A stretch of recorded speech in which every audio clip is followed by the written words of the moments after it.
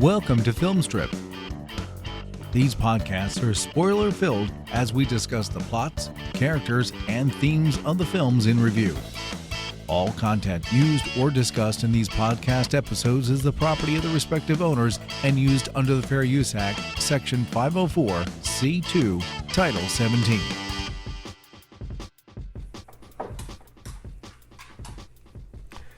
Welcome to Film Strip. I'm Jay. And I'm Nick. And we're here to talk about the Texas Chainsaw Massacre, The Beginning.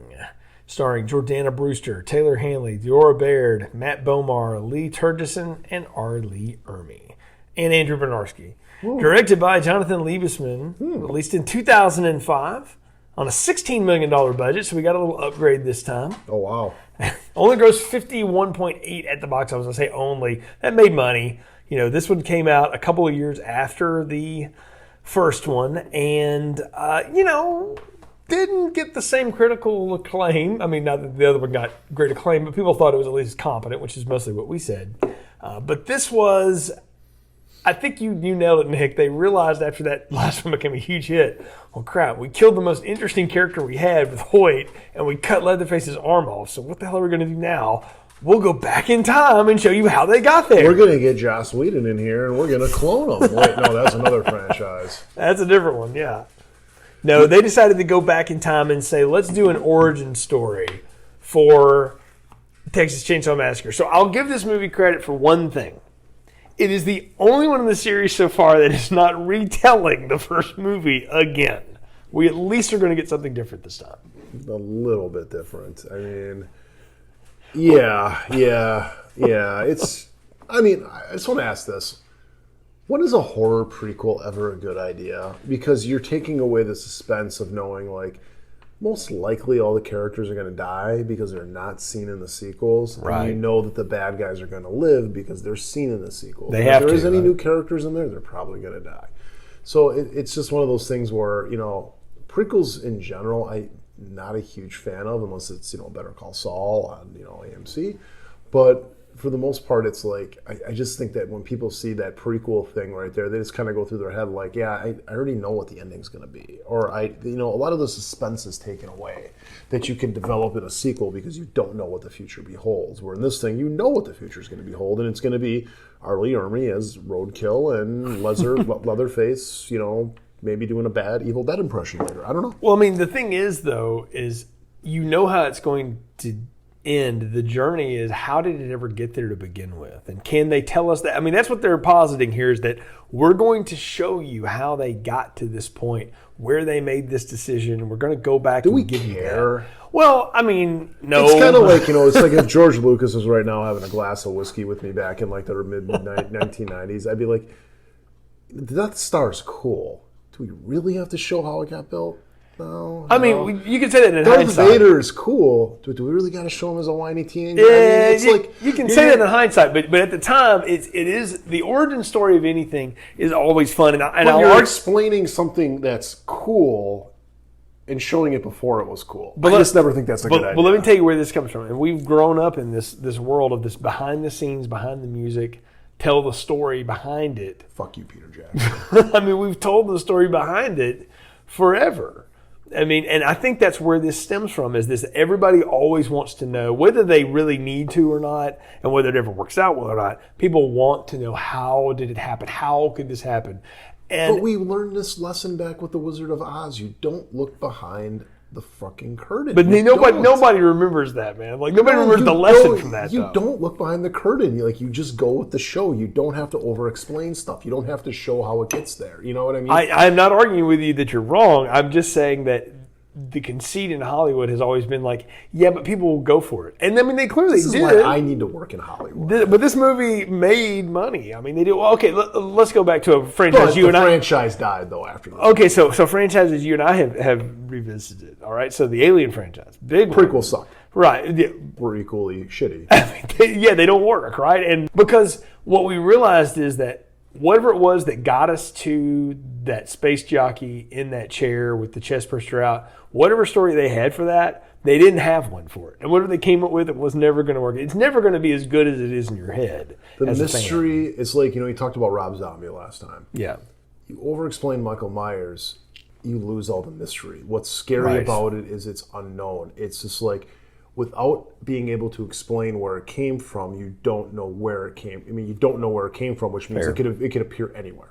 It's That's like fair. that's why Halloween worked. That's why arguably like the Texas Chainsaw Massacre worked, is because it's not over-explained. It's just like they are just a force, and you don't know. They could be your next door neighbor because you don't know where they came from. I'm going to hold the ultimate thoughts on this until we get to the end of this entire franchise, because I'm going to say something to tease it, though. Tobe Hooper may have been right in that second one. We'll talk about that as we get back to it.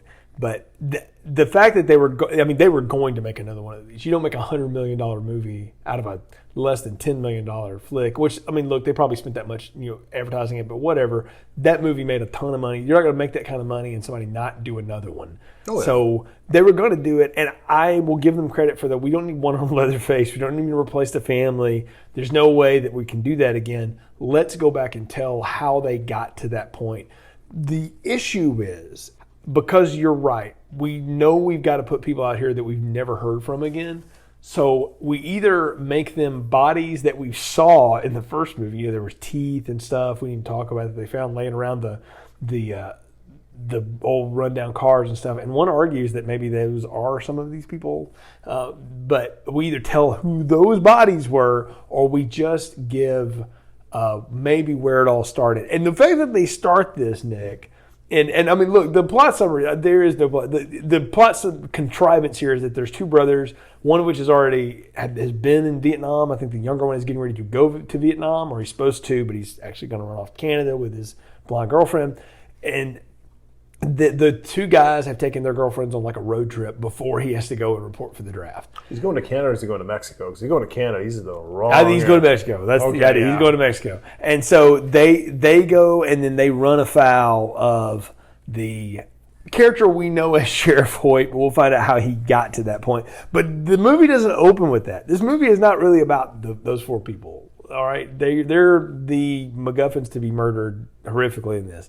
It is about the fact that Leatherface, in addition to being born with like this, malformity or whatever you want to say on his face, he was born an ugly puppet. He was born on the slaughterhouse floor, man. Like that's a line beyond we needed to go. Like when she shoots the baby, I'm like, oh God, we're going there with this. Now, I did not see this in theaters. I'll say that now. I rented this after the fact because I didn't know it was happening, and I was like, okay, let me rent this. And I watched it, and I was like, we're really going to start here with this. Talk about unnecessary. I don't know that I needed that far back of detail. It's so obtuse with what it's like trying to say here, and it's just it's crazy. It is. He's thrown in the dumpster, and that's where Luda May finds him.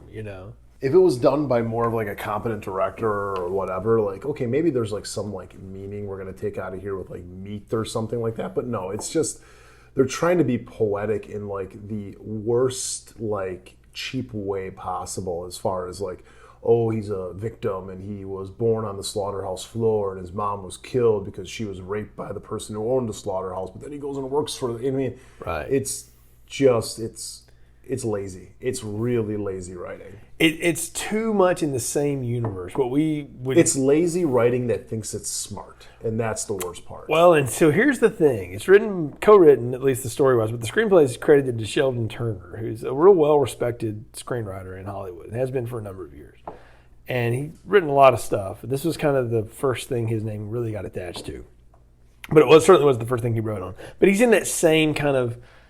He's revered the same way like Shane Salerno and Aaron Sorkin and these guys are, sometimes the way they write so smart dialogue.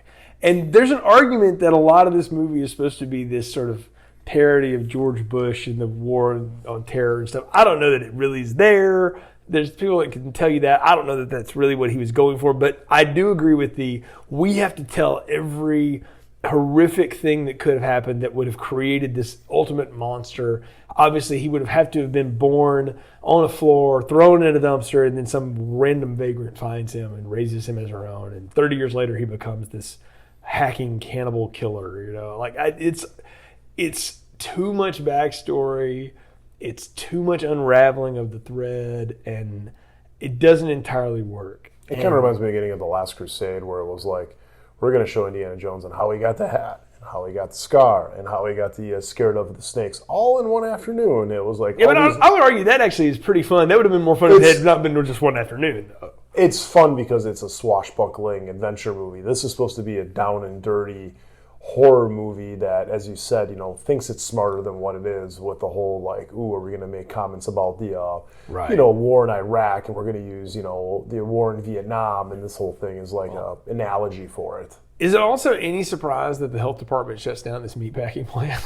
Because this is the gross. I've seen meatpacking plants. They are not this gross. Is this writer like a vegan PETA person or something like I this? don't know. I have no idea. We're going to sit there and try to make it look like it's the most inhumane conditions, and that's where you nasty people get your meat from. It's like, I think it's more of a shot at Texas, but that's just, again, reading some of the political undertone that may not be there. But the whole point is that Leatherface kills his supervisor, who totally deserves it, and runs away with the chainsaw. And he's going to get arrested by the real Sheriff Hoyt, who gets run down by, I guess, what is the Arlie Ermey character? I don't know that we ever get his real. I think they call him Charlie. He's Luda May's other son or whatever. But he assumes his identity. That's where we find out Hoyt is also a crazy killer, which I think we kind of knew to begin with anyway, because it's Arlie Ermey. Put this out there, just because there wasn't cell phones and the internet doesn't mean everything was the wild, wild west back then. It was not. Yes, I get it. Like, ooh, they're in the middle of nowhere. People are going to come looking for the guy. Okay, like the sheriff dies. I don't care how small of a little bodunk town it is. They're gonna look into it. But they drop a line that like it's the sheriff's last day. He's supposed to go somewhere else, like in another state.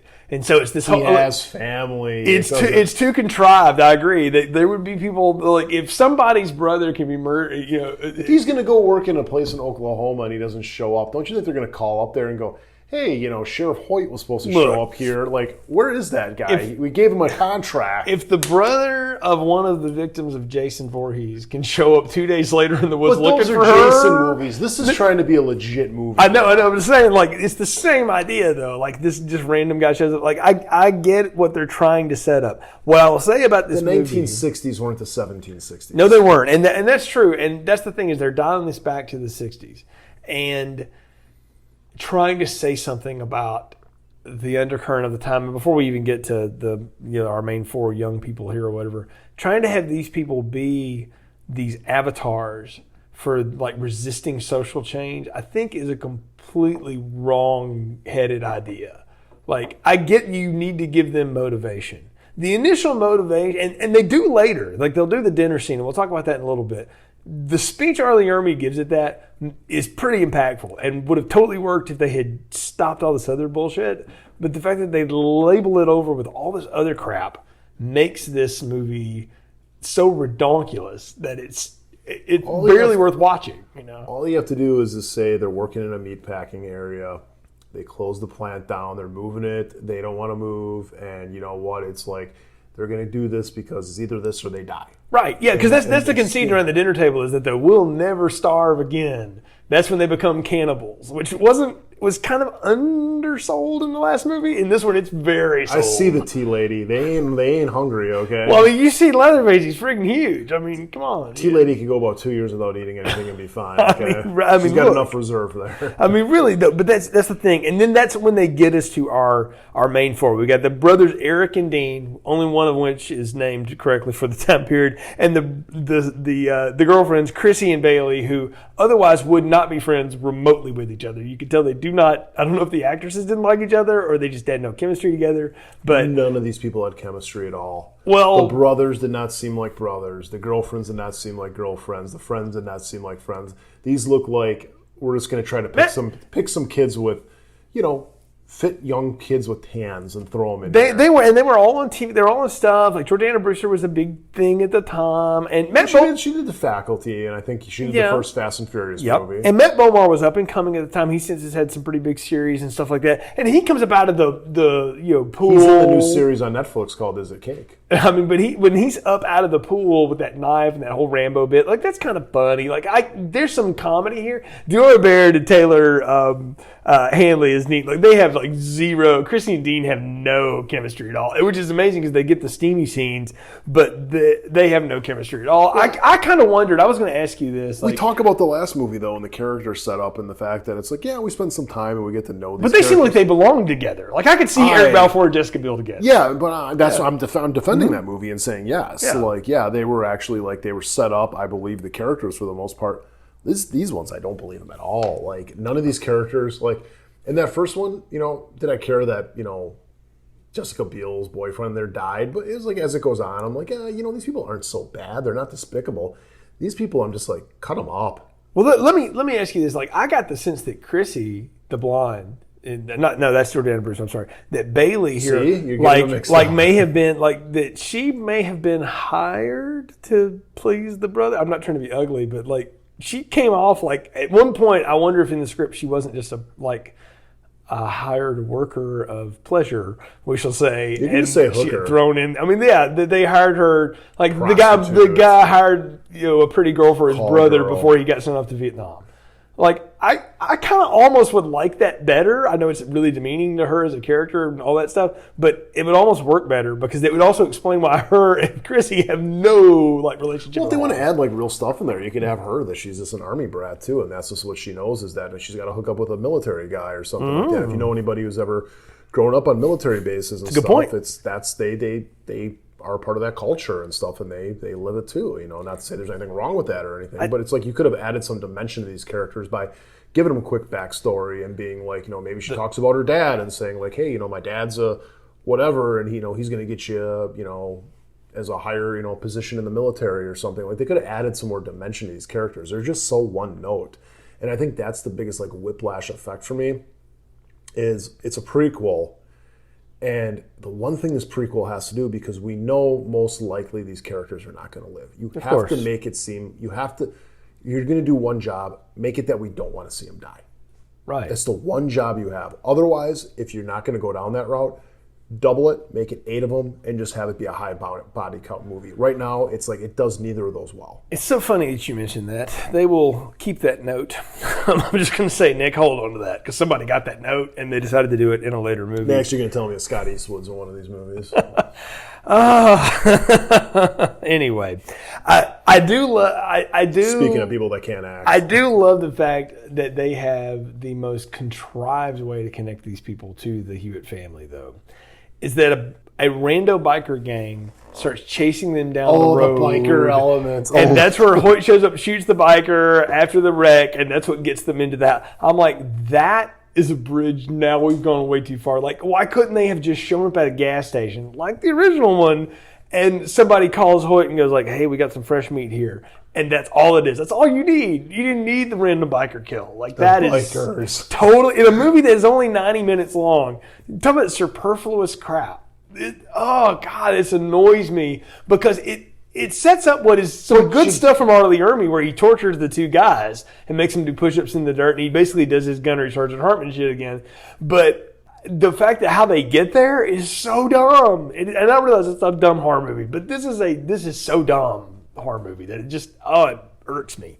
Yeah, there's just a lot of dumb elements in here. Like when they, like you said, the whole push-up scene and everything. Is 10 push-ups really hard for people? I guess so. I don't know. I mean, people that haven't seen you don't realize how jacked you are. And so Nick's is this line, but Nick could be Andrew Bernarski, but. And I'm not so certain that you're not related to him in some way or another. But, maybe, I don't know. But I mean, really, Jay, look behind you. We got a special guest today. If only. But I mean, the conceit to get them to the farm it's almost the bridge too far in this. And look, I know R. Lee Ermey, I praised him in that last movie because he was very, oddly enough, was subtle, which is not something you say a lot about R. Lee Ermey.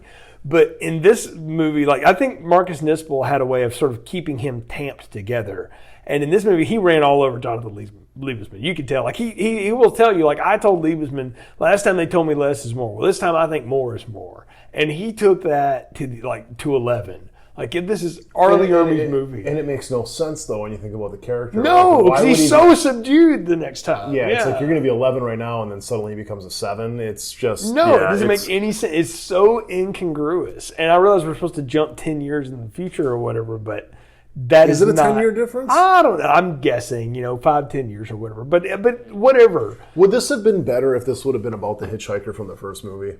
Yeah, how she got there? Yeah, absolutely. Yeah, let's end with that note. And he shows up, and that's how you cut the movie off. Yeah. If you're going to do a prequel, that would make more sense. Well, speaking of a prequel that worked, that actually did that, was Rogue One. Thank you, yes. It ended right where the other one was, and it's like, you gave us an interesting story that ended right there, and now it kind of reframes the beginning of that movie. Like, you know what I mean? It's definitely, that's how a prequel should be done. Yeah, which is amazing, because we talked about that when we reviewed it with Kurt back in the day, and that movie went through hell to get made. Like, the fact that it turned out as good as it did is a miracle of editing, kind of like the first Star Wars. Mm-hmm. I mean, they really had to piece it together, but they had I think the idea was right. And the problem that I'm arguing about this is that the idea here is it's not entirely wrong, it's entirely wrongly executed. Because it's all too much. And it starts with that birth scene, and just everything after it. This movie is too much. It tries to be too many things at once, and it doesn't know what it wants to be. And the other thing is, they've cast capable actors who are pretty and good-looking, avatars for the audience, but they are in no way relatable because they have no chemistry with one another, and I don't care if any of them live because I know they don't. It's really reminding me of, have you ever seen the Hills Have Eyes remake? Yes, very much so. If you see the Hills Have Eyes Part 2 or 2, whatever it is, yeah, the sequel, it's reminding me so much of that movie where it's like... Made by the same studio, by the way. Oh, well, there you go. You know what I mean? Where it's like, we're gonna do the next one, whether it's a prequel or a sequel, and it feels cheaper. Mm-hmm. The actors feel less involved. But there's more money. That's the amazing thing. And it's just like, there's just a lot of stupid stuff in there. Even the baby scene in the beginning is something from The Hills Have Eyes Part 2. Yeah. Where they have like the woman giving birth to like the mutant baby. And it's like, I would not be shocked if that was the same puppet. Mm-hmm. Exactly. So, I mean, we kill the guys in pretty horrific fashions. Like, Holden gets cut in half with a chainsaw.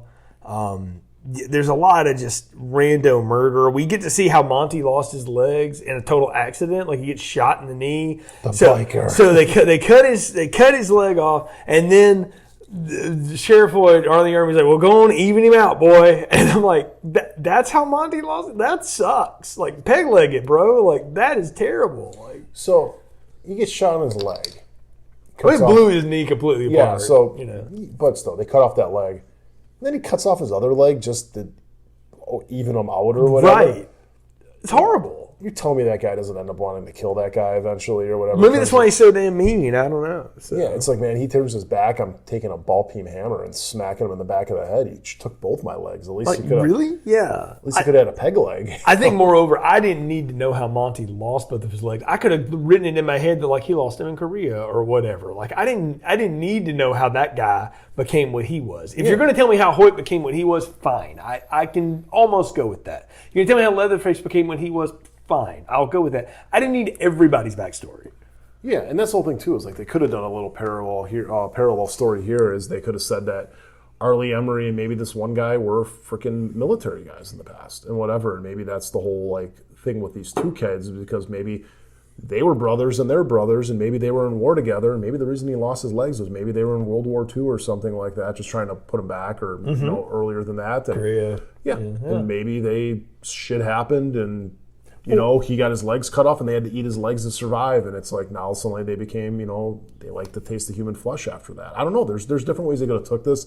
That would have been a lot more interesting in fleshing out the characters in a lot more interesting ways as opposed to what they do here. I mean, so what did you make of the fact that when Hoyt finds out that one of the dean is gonna forego the draft, that he just ratchets up the whole torture and all that stuff? Like, did you buy the internet talk that this is supposed to be some sort of anti-war, anti-George Bush war on terror thing here or whatever?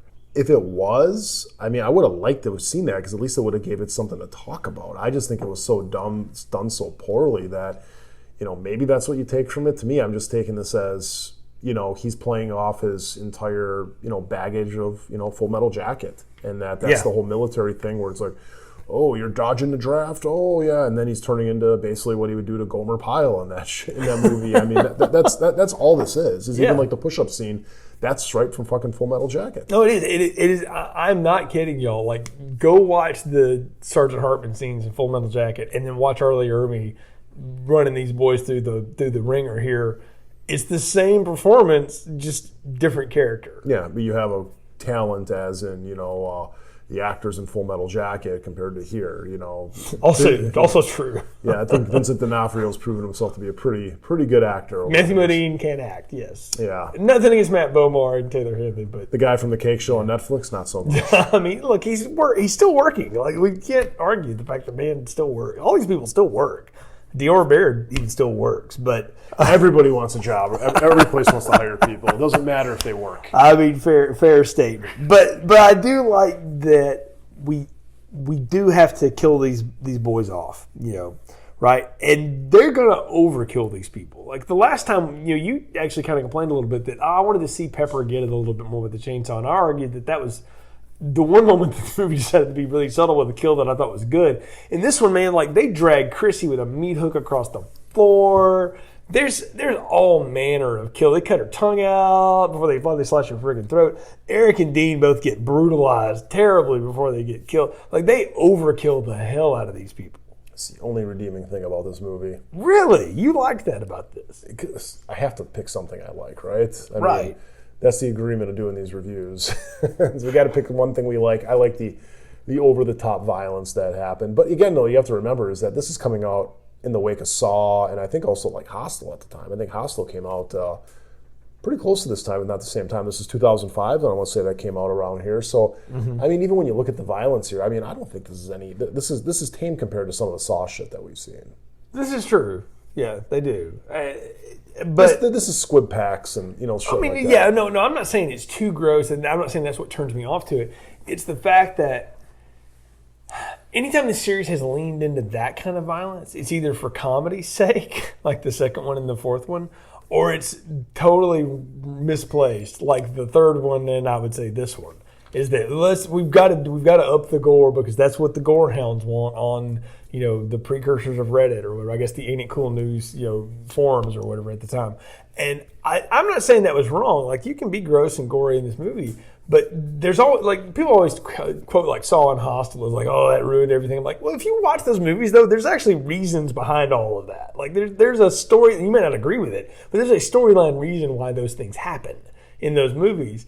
And in this one, it's just happening because, well, it's supposed to happen. Because in the first scene, we had a puppet baby shoot out from a woman on a friggin' slaughterhouse floor. At that point, the bar has been dropped so low. There's whale bones and then that.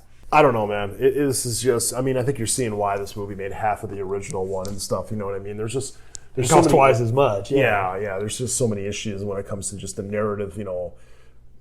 The narrative, structure of this movie, the characters, the actors, everything. It's just, it's like, they had success with that first one. And it's almost like in the vein of like movies back in like the 60s in a way. And I guess maybe that's like the truest homage is like you go watch like movies like Planet of the Apes. And you look at the budget of like that first one. Every sequel that came out, it's the opposite of what it was today. They slashed that budget because it was something where it was down to almost nothing. Yeah, because it was like, oh, sequels don't make a lot of money. We're going to make a sequel, but we're going to slash the budget because we don't think there's going to be a lot of return here. Right. And even though this movie cost more, it just seems like there was such a lack of effort in everything else as far as putting it together.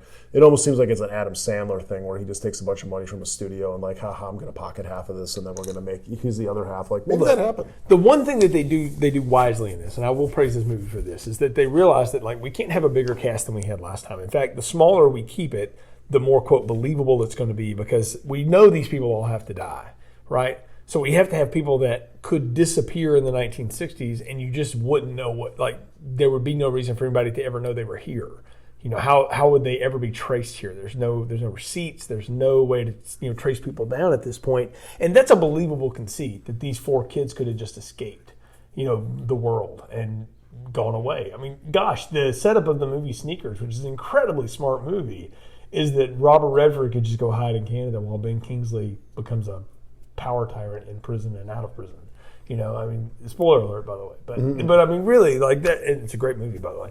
But I mean, I could buy that. Like, I buy the setup beyond the slaughterhouse birth thing. That's just stupid bullshit. But I buy the idea here is that we've got to have a smaller group of people, and we got to spend more time on the why these people are the way they are.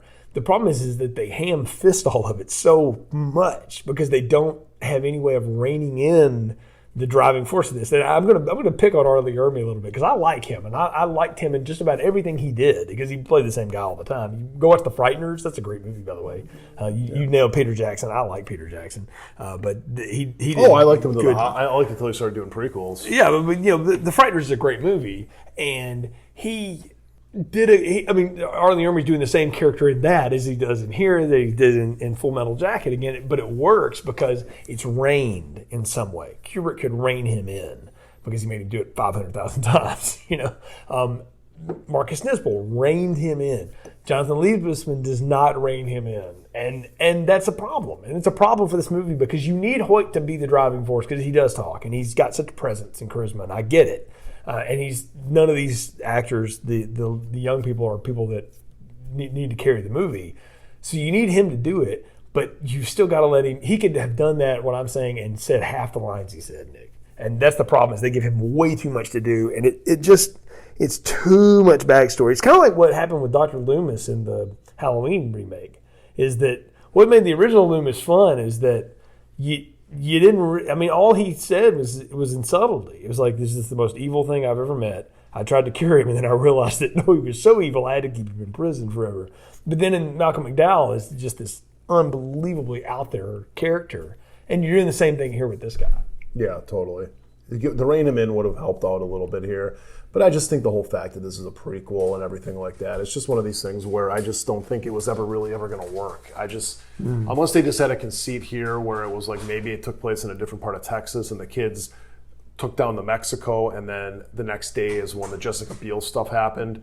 And that way it explains why they didn't go to the authorities because they didn't have enough time or something like that. Like you could have done something like that. You're doing like an immediate prequel. Yeah. And it's just nothing more than like the fact that I want to see these kids alive. Like I could really care less about that. But what I care about is the fact that there's no suspense because of it. And it's just like, it's the burden of any prequel. Well, and you're onto something is that there wasn't a lot of suspense in the last one. It was more how they were all going to get it, what was going to happen, what were they going to tell. Because you knew somebody was going to survive. It's probably going to be Jessica Biel because that's the mode of these movies.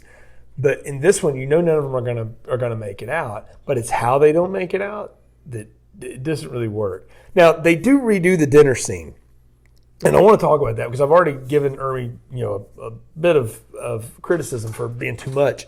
But I feel like that scene there where he explains sort of what they're going to do and how that'll work. That actually works as a dinner scene. It's pretty horrific the way Bailey dies. She kind of dies pathetically. The only reason she dies is because she goes back to save Chrissy. Like, she could get away. So, which is a problem because we're supposed to believe she has such a good heart that she would do that. Maybe so, maybe not. I don't feel like that was in this movie. It certainly wasn't in the performance. But when they do the whole, like, set her free, child, because she's over there just whimpering and whining, and they just cut her throat and she just drops on the table, it was pretty friggin' horrific. Like, that actually worked for me. I thought that was a good movie. I'm just going back to the one with Matthew McConaughey where they light that one chick on fire. So. It was very much like that. I do agree. It was. Yeah. They're taken from that movie of all things. So, But I mean, you've got that. But you got Chrissy fighting back. She stabs people with screwdrivers. She jumps out the window. Nick, we get to jump out the damn window again because we got to do that. I don't know that I needed that much of a callback. That seemed like a bit too far. But she's not going to make it though. That's the thing. It's like she's not going to get there. Dean beats the crap out of Hoyt before he finally gets killed, and cut to pieces by Leatherface. And how does Chrissy escape in the car and not recognize Leatherface in the back seat? Like, there's no way that's not noticeable. Okay, first of all, he's chasing after her. Yeah. And there's no way that he could have got in that car before her. Right. And on top of it, that's not his modus operandi. Hide. He doesn't hide. Yeah. And I mean, I guess you could say like, well, he hid in that door and then opened it up and got him and stuff like that. Yeah, sure, fair enough, like that. But they were in his house. Yes, that was different. and he was coming up to get him, and it was just basically, in my opinion, he was right there when he opened the door. This is like he's actually like he's hiding, and it's like Leatherface doesn't hide. No. It's weird and it's unearned and it's terrible. And just the fact, too, it's like, oh, there's a cop pulled over. You think she's going to get away and tell the cop, and then he just chainsaws her through there. and then they run over the other guys and just, She just so happens to run into that cop at that moment.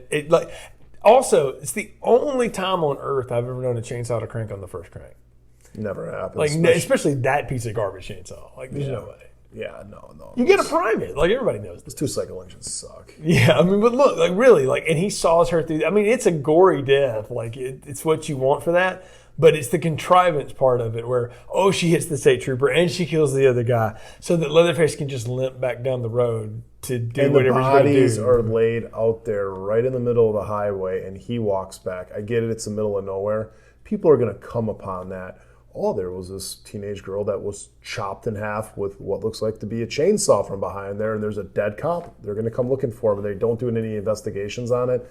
Again, it's like, it's just stupid conceits you have to give a movie that doesn't earn them at all. Well, the conceit they want you to believe is that the family comes, gets all of them. That's their meat. They take care of it. That's when they start their whole process or whatever. They're going to come looking for these cops. I mean, it's just... Again, state trooper getting killed like that in Texas, that's going to get noticed. I don't care what year it is. And the 4 kids, I mean, they got parents. They're probably going to wonder what the hell happened to them. Again, I can believe that they weren't even kids. They were adults. Like, I could believe that, like, they are getting away. But you got to believe these brothers, I don't know, there was some line in there though that like, they're all each other's god or whatever, but it's so ham-fisted. This whole movie's so ham-fisted. But this whole thing again, like, it just goes back to the fact they're acting like the 1960s or like the 1760s. It's like, no, it's like you can read anything about like the Zodiac killers and stuff like that. Like, if a bunch of people go missing at the same time, they're definitely going to do an investigation into it. And I get it. It's like, Nick, it's a stupid horror movie. Well, it's like, it's trying to take itself seriously. So you're right. And I'm playing by its rules. Okay, if this was Texas Chainsaw 4, I'm not going to think about that shit. I'm thinking about the North by Northwest homage, and you know what I mean, shit like that. But this movie wants you to take it seriously, and at the same time, it's just so, like I said, obtuse with what it's trying to tell us. No, you're exactly right. I mean, it's trying to be smarter than it needs to be to get its point across. And I don't know, I guess that leads us to the point of final thoughts, recommendations, and popcorn ratings. So what are yours for Texas Chainsaw Massacre at the beginning? Wow, you wouldn't even let me get it out. No, small popcorn. This movie sucks. We sat there, we talked about some of the other movies, in the series and everything, and which ones we think were bad, and we can sit there and say, part 4, part 3, whatever. But this one's the worst one so far. Really? And maybe it's Texas Chainsaw fatigue. I don't know. It's kind of like you're talking about, like, starting up that on the first poll. It's taking me like 8 polls right now to watch one of these now, because now we're on number 6. But I'm doing it for you. This was your idea. This was my We're going to have to go back to the tape on that one. John Larroquette, can we get you in here to talk about that tape? But it's the worst one. It is. Really? This is worse than 3 for you, really? I could see myself watching 3 again if I had to. Wow. This movie, I would just be like, no, it's not happening. Like, you could hold a chainsaw to my head, and I'd just be like, you know what? I'm good. Just decapitate me. So, small popcorn. Well, I agree with you on the small popcorn part. This is bad. This is as bad as 3. I don't think it's worse. I think 3 is just horrifically terrible. It just doesn't have anything that... It's got Vigo in it. Yeah, but he's even not enough to save it. It's got that guy from Dawn of the Dead. Ken Foray? Yeah, no, he ain't enough to save that either. This movie has... That's the thing is, I think somewhere in this movie is a good movie. I don't know that you could cut it. You'd have to cut so much out of it. It would probably be 75 minutes long if you finally got what was usable out of it. And even then, it still wouldn't be totally coherent. There's a good idea buried in this thing. It's just not realized. And I think that bothers me only because there was potential here. Like, if you're going to do this, and we both agree, like, you don't necessarily need to do this, but you're going to do this because of financial reasons, so whatever. If you're going to do this, there's a way to do it. And you actually have a decent idea for a story and how to tell the origin part. I don't need all the Vietnam draft dodging, supposed avatar for War on Terror crap. Like, if that's even there, I don't know that it really is. I think that's people just trying to give this movie more than what it maybe deserves. Mm-hmm. But, totally. But this, and just because they like the screenwriter or whatever, which is fine. But you don't have the person at the helm to pull that together. And I'm not trying to knock Jonathan Liebman. It's hard to make a movie. I get that. But he clearly couldn't rein in the force that was Arlie Ermey. And I think part of it was because he had a script that really wasn't that great to begin with. And so the other thing is that last movie is almost 10 minutes longer than this one, but it's not nearly as boring. This movie is incredibly boring. This one felt longer. Yes, it did, and it's almost 10 minutes shorter. Like I say, this movie is so boring. I don't know that I'll ever watch it again. I've only seen it maybe 3 times in my life, and I don't know that I'll ever watch it again because it's just so horrifically bad. So, You watching this 3 times is more horrific than anything I've seen in this movie. it bothers me, and I think I damn it so much because it had potential, and it could have been something. Could have been a contender, Nick, for at least competent. But it's just not even fun to watch. At least that last one was fun to watch. So small popcorn, and I would say skip this completely. Though it's not as bad as 3. I disagree with you there. Yeah, I don't know. I'm just thinking with this movie too. It's like, I think you're right. They could have had something there. I mean, they could have done something where it's like, maybe they did like a prequel where it was they showing Arlie Ermy and maybe the other guy, like I said, in the military, and kind of go back and forth between them both, as far as what happened there. Yeah, I think you're onto something there. Like, that would have been an interesting story. Yeah, I'm not saying it would have been good. I'm just saying it would have been something maybe a little bit more watchable than this. Like I said, I'm not like some Academy Award winning Will Smith slapping guy or whatever, you know what I mean? It's like, but I'm just saying it would have been a little bit more watchable than this. So. No, I agree with you. It would have been at least a watchable idea, but what they had here was just not that. So we're at the point of this where we have wrapped up the show. We are 6 deep into this, and we're not even done, Nick. Texas Chainsaw 3D, and that should be an interesting experience because I have a good story about seeing that in the theater next time. And then we'll follow the show's social media at FilmstripPod on Twitter, Instagram, and Facebook, and you'll be able to keep up with what's going on with the show and all the new stuff we've got going on. Until next time, for Nick, I'm Jay. Thanks for listening to Film Strip. Thank you for listening to Film Strip. You can find more episodes on our website, filmstrippodcast.com. The Film Strip theme music is produced and performed by Frozen Lake 121. All content used or discussed in these podcast episodes is the property of the respective owners and used under the Fair Use Act, Section 504, C2, Title 17.